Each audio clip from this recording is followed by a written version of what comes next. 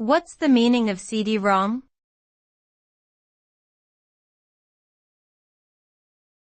CD-ROM.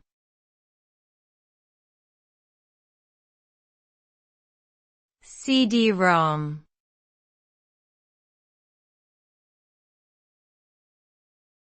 CD-ROM.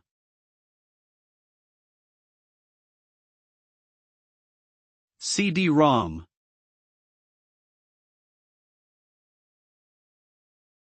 The term CD-ROM stands for Compact Disc Read-Only Memory.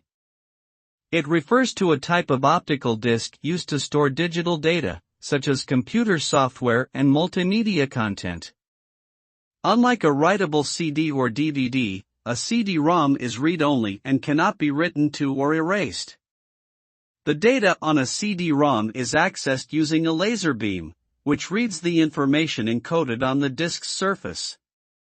CD-ROMs were popular in the 1990s and early 2000s, but have largely been replaced by digital downloads and cloud-based storage solutions in recent years.